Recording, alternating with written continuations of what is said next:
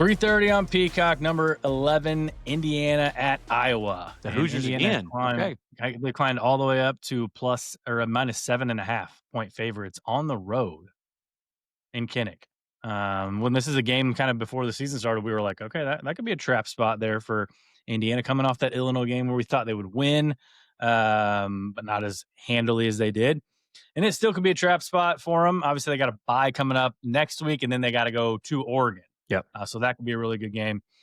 Legendary defensive coordinator Phil Parker, one guy we have really a lot of respect for. What kind of plan is he going to have for that IU offense? And if he has a plan, like, will it even work? Like, will it slow him down at all? Pick your poison, man. I mean, you stop the run, then now you've got to deal with Fernando Mendoza in that passing game.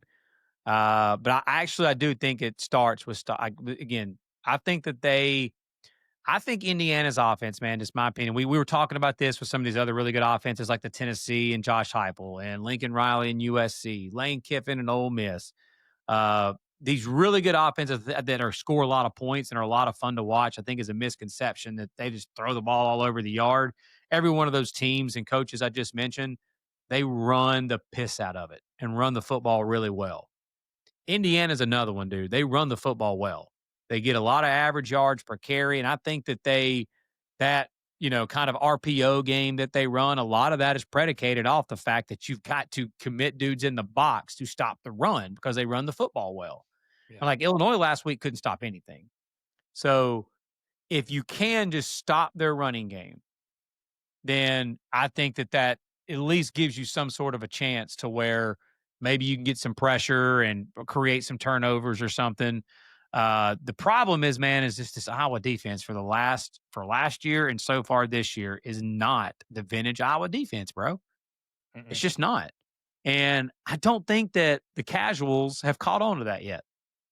I really don't. Like, I even see like Iowa accounts that we follow on X and stuff, like talking about that. Like the defense just hasn't been as elite. Like you said last week, you got some likes on X for it. Like, what happened to my Iowa football that I love, that I once loved? I mean, Rutgers last week, just going up and down. Rutgers is out there throwing just darts all over the field on the Hawkeyes. So they need the Phil Parker vintage, Parker defense magic to show up. They need that magic. Iowa City Hawkeye home game magic. They need to literally I see this tweet every year, and I can't wait. I'm going to be sitting there possibly if it ends up happening. I'll be the one sitting there send it. The first one to send it. When Iowa gets you in that just torture chamber, and the saying is, "Welcome to what is known as hell, otherwise known as Iowa football." That is what people will tweet out.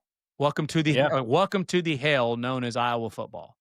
Yeah, and that is what Iowa needs to do here, bro.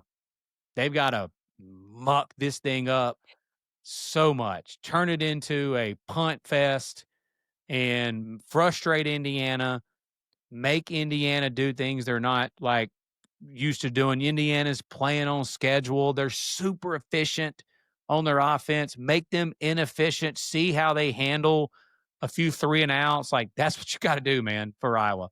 Now, how do you do it? Don't know. And the problem, I think it starts on the offensive side of the ball. First, your offensive line's got to hold up against that defensive line from Indiana, in which we saw just wreak havoc on Illinois' offensive line last week. Gronowski, I mean, he's struggled a little bit. He struggled in the Iowa State game. He hasn't looked like as awesome, but like I think compared to past Iowa quarterbacks, he looks to be by far the most talented quarterback they've had in a long time. And he has the potential, but the offensive line's got to hold up. The one thing you got to hope for is that it's the IU's first road trip of the season. Mendoza, first time he's going on the road in the Big Ten, right? Yep. Big thing for IU's defense is Lewis Moore. I don't know if you heard about this, the eligibility. Yeah, he got it. They got an extension. Illinois was his last game. He was eligible. He's trying to apply for, a sixth year. I think he went to JUCO or whatever. He just got ruled eligible for the rest of the season. tonight as we're watching this. My dad sent me a text, Oh, they're and leading he's a tackler, leading interception. I did not know all that. yeah, About the leading eligibility stuff. tackler, leading Okay. interceptions. Yeah, he was potentially not going to play this week, but they ruled But he's he is eligible for the rest eligible. of the season. Yeah, he's Okay. eligible. Yeah, so I just think it's just it's not going to happen for Iowa. I'm gonna. This is my first best bet of the episode. I'm never ever going to go against Cignetti and the boys again. 7.5 seems way too low.